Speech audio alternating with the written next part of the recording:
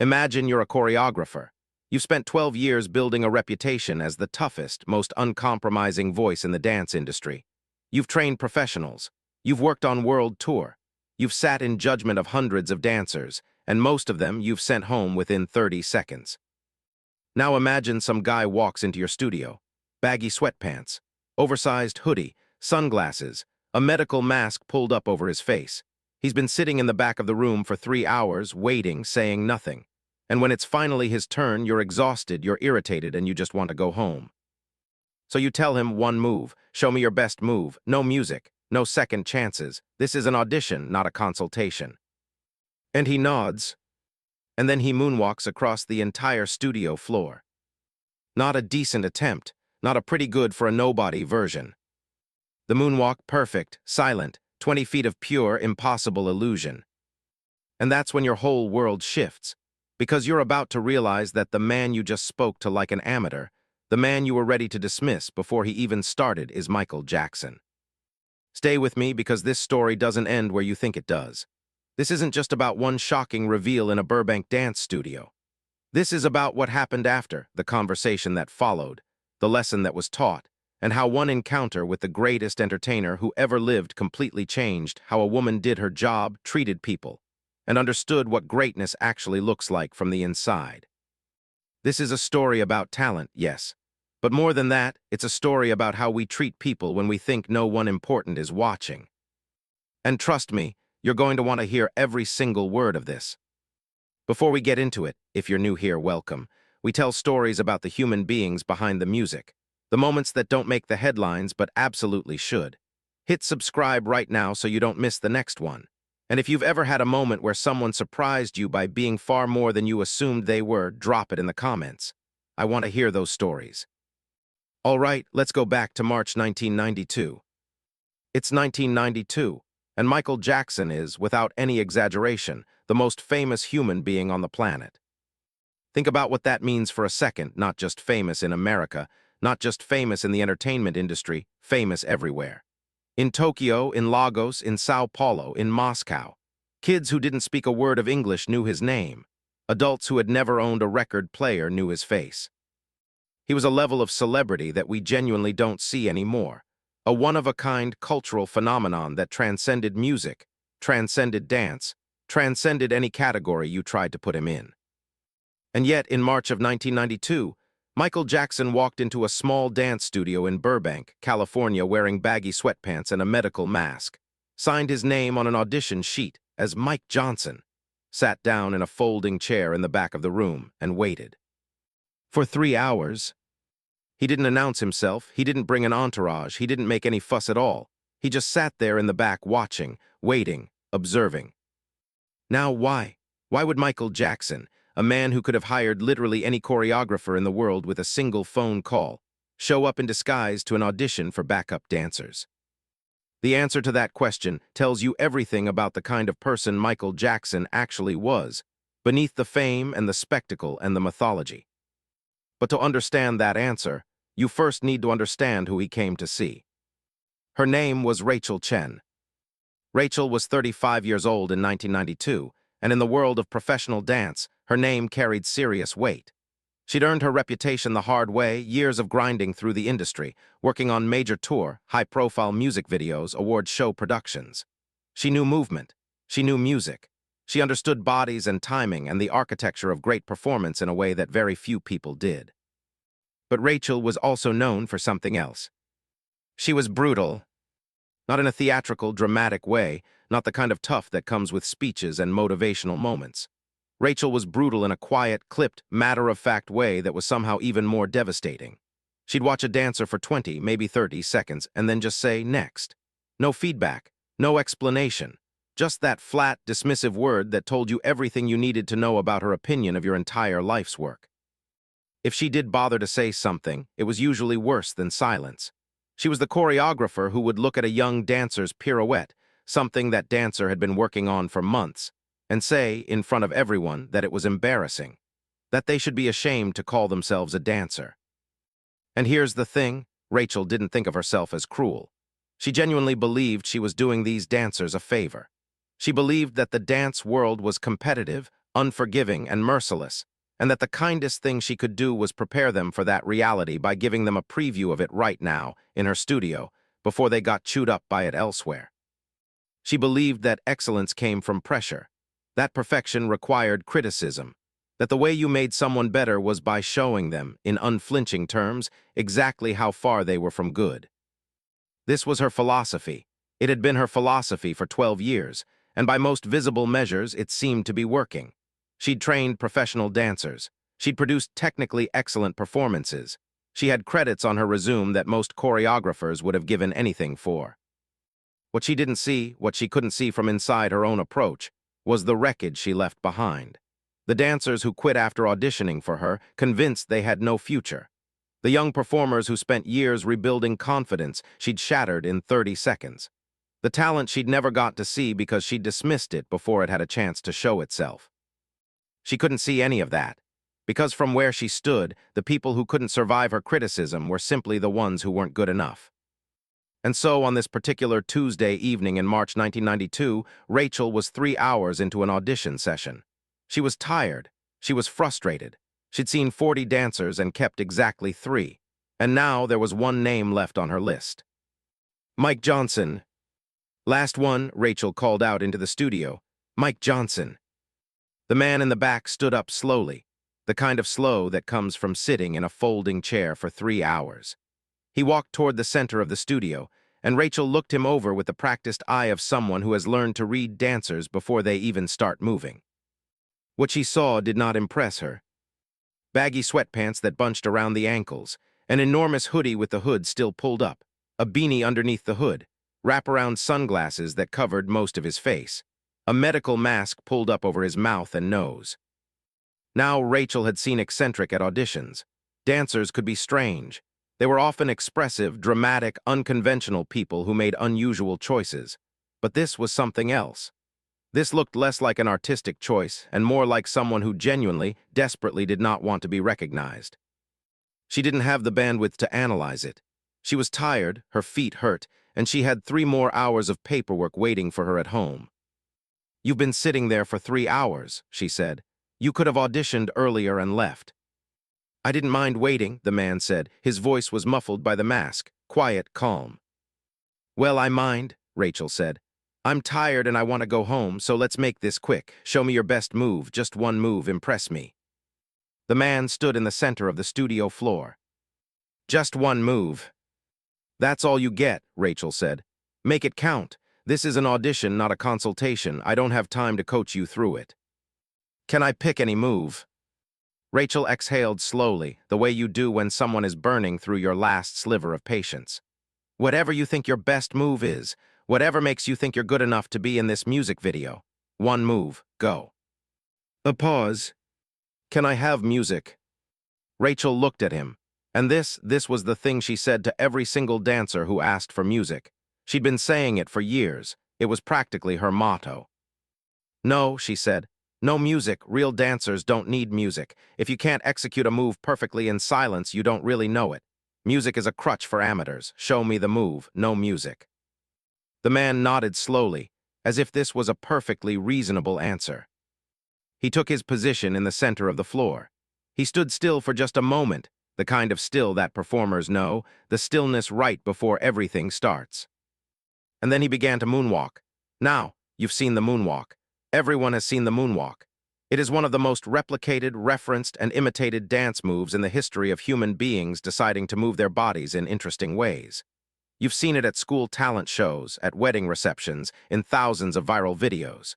You've seen people do it well and people do it badly and everything in between.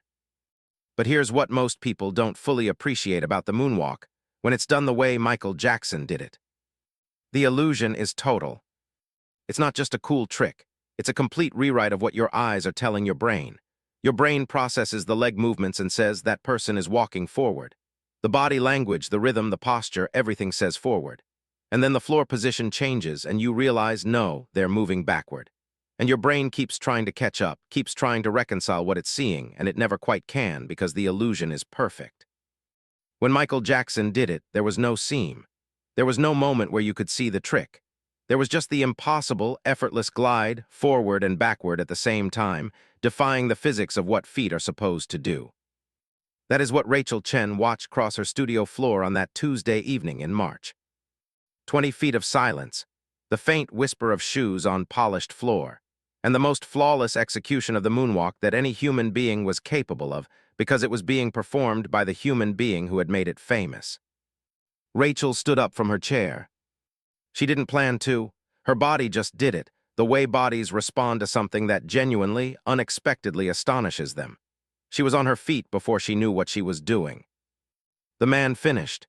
He came to a stop at the far end of the studio and stood there, completely still, waiting. Rachel's voice, when it came, was completely different from the voice she'd been using for the past 3 hours. Gone was the flat, clipped dismissal. Gone was the exhausted impatience. What was left was genuine, simple curiosity. "Who taught you that?" "I taught myself," the man said. Rachel blinked. "No, that's Michael Jackson's moonwalk. That is not something you teach yourself. That is not something anyone just learns. Who taught you?" "I did." She walked closer. "You're telling me you learned to moonwalk like that, exactly like Michael Jackson does it by yourself?" "Yes." She was right in front of him now. She could see his eyes behind the sunglasses, familiar somehow, in a way she couldn't quite place. "Take off your sunglasses," she said. "I need to see your eyes when you dance. Take them off." He hesitated, just for a moment. Then he reached up and removed them. Rachel looked at his eyes. There was something there, something at the edge of recognition that she couldn't quite grab. With the mask, the beanie, the hood, her brain couldn't pull it together. "The mask," she said. "Take it down, you're auditioning. I need to see who you are." "Do I have to?" "Yes." The man reached up and pulled the mask down below his chin. Rachel's brain did something interesting in the next 3 seconds. It received the visual information. It began processing. It ran through its database of stored faces looking for a match. And then, 3 seconds after the mask came down, it found one. The face under the mask was Michael Jackson. Rachel Chen said, "Oh my God." Michael pulled off the beanie, pushed back the hood, stood there in her studio in his full, impossible reality. Rachel started. "I told you," Michael said gently. "I said I taught myself. I said I was copying Michael Jackson. You were right. I was copying Michael Jackson because I am Michael Jackson." Rachel sat down. She had been standing, and then she sat down, because standing didn't seem like the right thing to be doing anymore. The next few minutes must have been among the most disorienting of Rachel Chen's professional life. Here is what she had said to this man in the last 15 minutes. She told him that real dancers don't need music. She told him this was an audition, not a consultation. She'd implied, through her entire demeanor, that she was doing him a favor by even allowing him to stand in her studio. She'd watched him moonwalk across her floor, Michael Jackson moonwalking across her floor, and her first instinct had been to question whether he'd actually come up with it himself.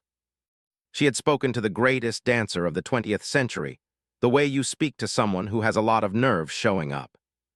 And now he was sitting, or rather, she was sitting, and he was standing, looking at her with an expression that contained no judgment whatsoever. Just a kind of calm, attentive patience. The look of someone who had something important to say and was in no rush to say it. "Why are you here?" Rachel asked. She meant it genuinely. Michael Jackson had no reason to be at an audition in Burbank. He could have choreographers flown to him from anywhere in the world. "Why are you at an audition for backup dancers for someone else's music video?" Michael's answer was simple and devastating in equal measure. "Because I heard you were choreographing," he said. "And I heard you were really good, but really harsh, and I wanted to see what that meant." What followed was, by Rachel's later account, one of the most important conversations of her life. Michael Jackson did not yell. He did not lecture. He did not make her feel small in the way that she had spent the last 12 years making other people feel small. He spoke to her the way, and this is important, the way she should have been speaking to her dancers. With honesty, with directness, with respect for her intelligence and her potential. He started with what he'd witnessed that evening. "That dancer you called embarrassing," he said. "The one whose pirouette had 3 mistakes, I heard it from the back of the room." Rachel winced. "She made 3 mistakes in one move," Rachel said. defensive even as she knew the defense was already crumbling. She was learning, Michael said, and everyone makes mistakes when they're learning. Mistakes mean you're not ready. Mistakes mean you're trying. He said it simply, without drama, but the distinction landed like something that had been dropped from a great height. Mistakes mean you're not ready. That was Rachel's philosophy, her 12-year operating principle, the framework through which she had evaluated hundreds of dancers. Not ready, not good enough. Next. Mistakes mean you're trying. 3 words that reframed the entire premise. "Can I tell you something?" Michael said. Rachel nodded. She didn't trust herself to speak. "That moonwalk I just did, I didn't get it right the first time, or the 50th time, or the 100th time. I fell, I stumbled, I looked ridiculous. I made mistakes for months before I got it smooth." "But you're Michael Jackson," Rachel said. It came out almost automatically, the way our assumptions do when we feel them being threatened. "You're naturally talented, it's different for you." And here is where Michael Jackson said something that should probably be written on a wall somewhere, in large letters, where everyone who has ever evaluated another person's potential can see it. "Talent means nothing without practice," he said. "And practice means making mistakes, a lot of mistakes. And if someone had told me during those months of learning that my mistakes were embarrassing, that I should be ashamed, I might have given up." Rachel looked at the floor. "I don't mean to be cruel," she said quietly. I want dancers to be the best they can be." "And you think the way to make them their best is to point out everything they do wrong? How else do they improve?" "By also being told what they do right," Michael said. "By having their confidence built while their technique is corrected. By being made to feel that their mistakes are part of getting better, not proof that they're failures." This is the part of the conversation that Rachel said she thought about for years afterward. Because Michael asked her a question next that she had genuinely never asked herself. "You've been choreographing for 12 years, he said, "and you believe your approach works." "It has worked," Rachel said. "I've trained professional dancers."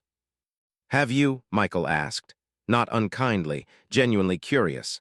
"Or have you filtered out everyone except the people who were already so good they could survive your criticism?" Silence.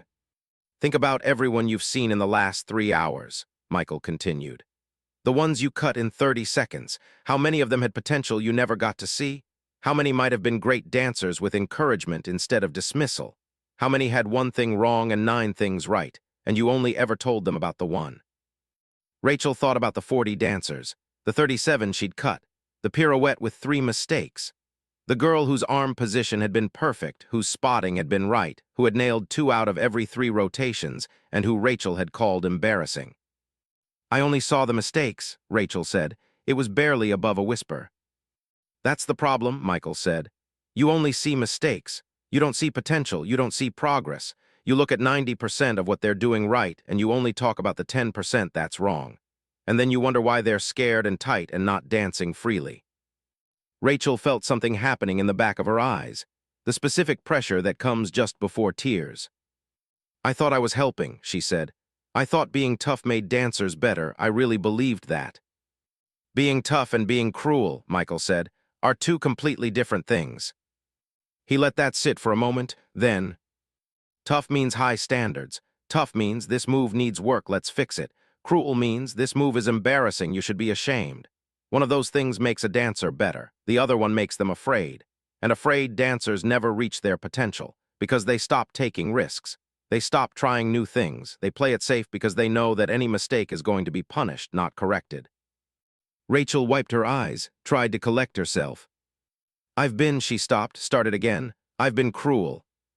"You've been using the only approach you know," Michael said, gentle, even. "But now you know a different one. What you do with that knowledge is up to you." Here is where the story takes a turn that Rachel Chen said she never saw coming. She'd already received more grace in the last 20 minutes than she had given to any dancer in the last 12 years. She'd expected to feel humiliated. She'd expected, and maybe, in some corner of herself, felt she deserved, to be made an example of. To be on the receiving end of the kind of judgment she had spent her career handing out. Instead, Michael Jackson offered her a job. It started with her asking him a question. Would you work with me, teach me how to choreograph the way you're describing?" I want to be better at this. I want to learn. Michael looked at her for a moment, then he said, "What are you working on after this music video?" "I'm supposed to be choreographing for a small tour," Rachel said. "Regional venues, nothing major." "I'm working on a tour too," Michael said. "The Dangerous World Tour. We're adding some new segments, new choreography. I need a co-choreographer, someone who knows technique as well as you do, but who is willing to learn a different approach to teaching it." Rachel stared at him. "You're offering me a job." "I'm offering you a chance to learn while you work," Michael said. "You'll co-choreograph with me, but you'll also watch how I work with dancers, how I correct without crushing, how I demand excellence while building confidence, and you'll practice that approach every day on real dancers for real shows." "Why would you do this?" Rachel asked. The question came from somewhere raw and honest. "I was horrible. I was about to be horrible to you. Why would you help me?" And Michael Jackson gave her the simplest, most straightforward answer. "Because you're not mean," he said. "You're just using mean methods. And I think if you learn different methods, you could be an incredible choreographer, someone who helps dancers instead of breaking them. I don't want to walk away from that." Rachel Chen co-choreographed segments of the Dangerous World Tour. Let's just sit with that for a second, because it's extraordinary. The Dangerous World Tour ran from June 1992 through November 1993. It covered 67 countries. It was attended by approximately 3.9 million people. It is considered one of the greatest concert tour in entertainment history. Michael Jackson performed Thriller live for the first time on that tour. He introduced new staging, new choreography, new production elements that set a standard that concert tour are still being compared against today. And Rachel Chen, the harsh, merciless choreographer from a small studio in Burbank who had been about to dismiss Mike Johnson in 30 seconds or less, was part of creating it. But more important than the tour itself was what Rachel learned on that tour, because she spent 6 months watching Michael Jackson work with dancers, and what she saw was not what she expected. She had expected, maybe, that at his level, Michael would be more lenient, that the high standards would give way to practical compromise, that in the reality of rehearsal, he'd accept less than perfection because there simply wasn't time for anything else. She was completely wrong. Michael's standards were higher than Rachel's, not lower. He was more demanding than she was in certain ways. He noticed things that she missed. He heard mistakes in timing that were imperceptible to most ears. He saw imprecision in arm extensions that were invisible to most eyes. And this was the education Rachel needed. The way he addressed those mistakes was the opposite of everything she'd been doing. When a dancer messed up a transition, something they'd been working on all day, something that had been right and then suddenly wasn't, Michael didn't sigh. He didn't express disappointment. He didn't make the dancer feel the weight of their error. He'd say, almost, "You've got the timing down, now let's work on the arm extension to match it." "That's it, almost. Here's what you have. Here's what we're going to build on top of it." The mistake became a starting point rather than a verdict. When a dancer nailed something difficult, when they finally got a move that had been giving them trouble for days, Michael would stop the entire rehearsal. "Stop everything." And he'd say to the room, "Did you see that? That's exactly what I'm looking for. That is the standard." Not just a pat on the back, not just a private word of encouragement, a public acknowledgement in front of the whole company that this dancer had achieved something worth stopping for, worth noticing, worth making everyone else aware of. Rachel watched this happen again and again, and she watched what it did to the dancers. They tried harder. They weren't trying hard because they were afraid of what would happen if they failed. They were trying hard because they wanted to be the person Michael stopped rehearsal for. They wanted to be the standard. They were competing not against each other in a zero-sum way, but competing toward a shared vision of what great looked like.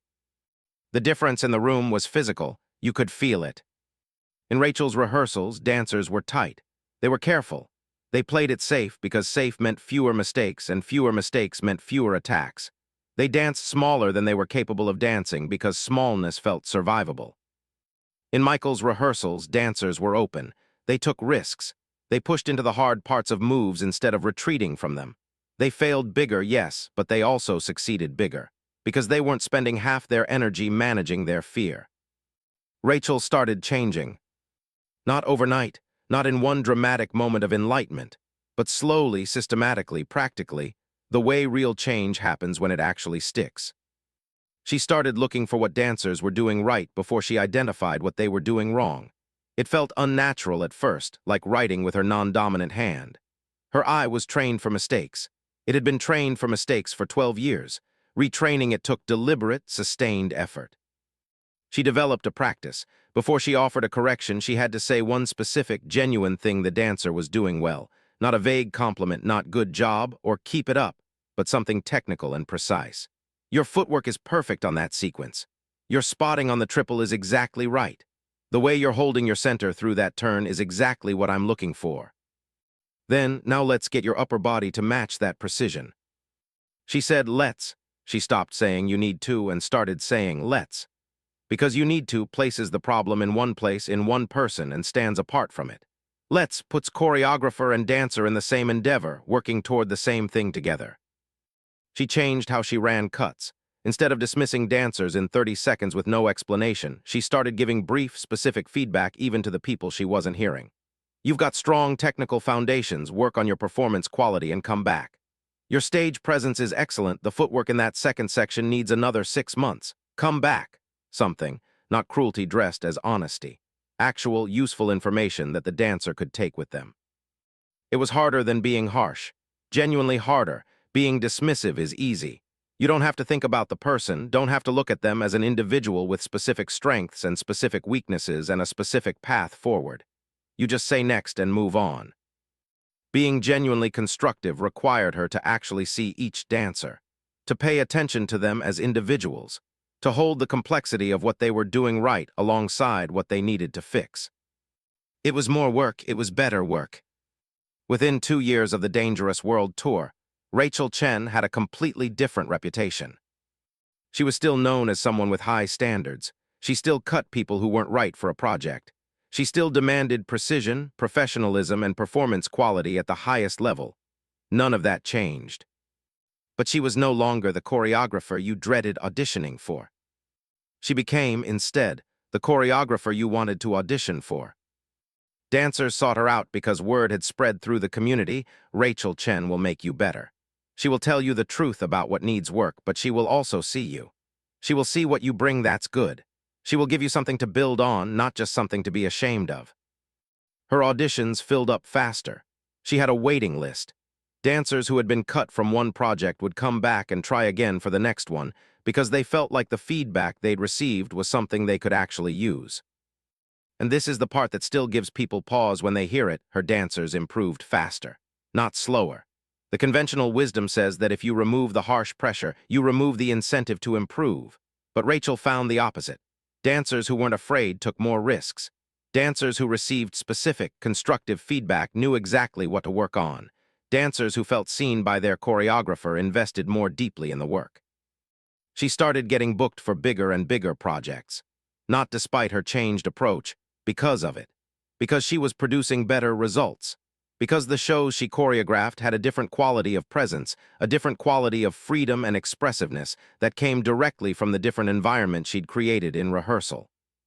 In interviews, and eventually she was doing interviews, because her transformation had become something people wanted to talk about, Rachel always told the same story. I auditioned Michael Jackson without knowing it was him, she'd say. I told him to show me his best move.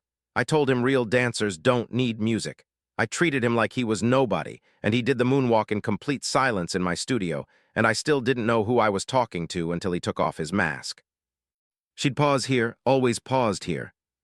When I found out, I expected him to make me feel awful. I had it coming, but he didn't. He sat and talked to me. He told me the difference between tough and cruel. He told me mistakes mean you're trying. And then he offered me a job on the Dangerous World Tour, not to do me a favor, but because he genuinely believed I could be better than I'd been. That conversation changed everything. Not just what I do, but why I do it. There is one more thread in this story, and it might be the most important one. Remember the dancer Rachel had called embarrassing? The one whose pirouette had 3 mistakes. The one who Rachel had looked at and only seen failure, while Michael, watching from the back of the room, had seen perfect arm position, correct spotting, and 2 out of 3 rotations executed flawlessly. Rachel went back for her. After the conversation with Michael, after the offer, before the Dangerous World Tour even began, Rachel tracked that dancer down and called her. She apologized, not a qualified apology, not a "I'm sorry if you were offended" apology, a real one. "I was wrong," she said. "I said something cruel and untrue and it was wrong. I'm sorry." Then she hired her for the next project she was working on. Then she mentored her personally, gave her the kind of specific, constructive attention she should have been giving every dancer all along. That dancer went on to perform on Broadway. Broadway, the stage that every young dancer in America dreams about, the one that represents the summit of the craft. That dancer reached it. And Rachel, reflecting on it later, thought about how close she'd come to being the person who prevented it. How a few more encounters like the one in her studio could have convinced that dancer that she didn't have what it took, that the mistakes were more real than the potential. "She almost didn't make it because of me," Rachel said in one interview.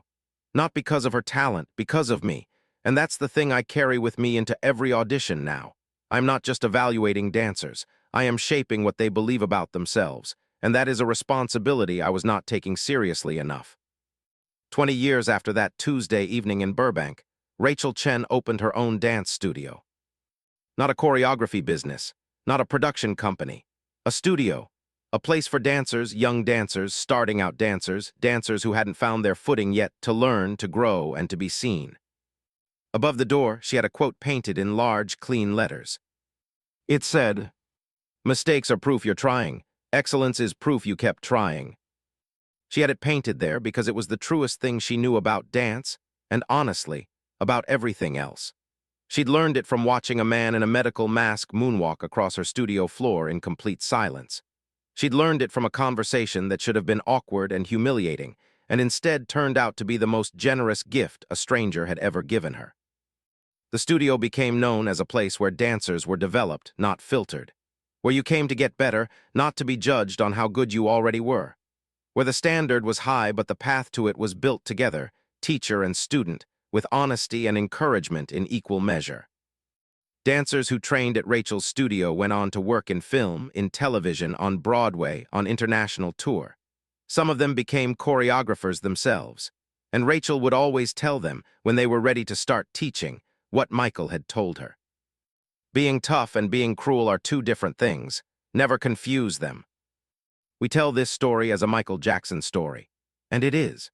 It's a story that only works because Michael Jackson was Michael Jackson, because the reveal is so staggering, because the contrast between what Rachel thought she was seeing and what she was actually seeing is so extreme that it breaks through all her defenses in a way that a normal conversation never could have. But I want to suggest that the most important thing in this story is not Michael's moonwalk. It's not even the reveal. The most important thing in this story is what Michael chose to do after the reveal. Because, think about it, he had every reason to be cold. He'd sat in that room for 3 hours and watched Rachel Chen dismiss 40 dancers, some of them within 30 seconds, some of them with words that should never be spoken to another human being. He'd personally received her impatience, her dismissal, her assumption that he needed to prove himself worthy of her attention. He had experienced in his own person exactly what her dancers experienced. And he had, at that point, more social capital than any other entertainer alive. He could have made her feel whatever he wanted her to feel. He chose to make her feel capable of being better. That's the move, not the moonwalk, that's the move. The decision to respond to cruelty, even unconscious cruelty, even well-intentioned cruelty, with the kind of honesty that helps rather than punishes. The decision to see, in a person who was behaving badly, someone who could behave differently if they knew how. The decision to invest time and attention and a genuine offer of mentorship in someone who, by any conventional scorekeeping, owed him an apology before anything else. Michael Jackson could have been harsh with Rachel Chen. He had the power to be harsh in that moment, and she had no defense against it. He chose to be kind, not soft kind. Direct and honest and kind, which are three things that can absolutely coexist if you understand what each of them actually means. And in doing so, he changed how she taught. And in changing how she taught, he changed the trajectories of every dancer who walked through her studio for the next 2 decades. And in changing their trajectories, he, through her, helped put a dancer on Broadway who had almost been talked out of believing she had any future in dance at all. That is what kindness does when it's real. It multiplies, it compounds.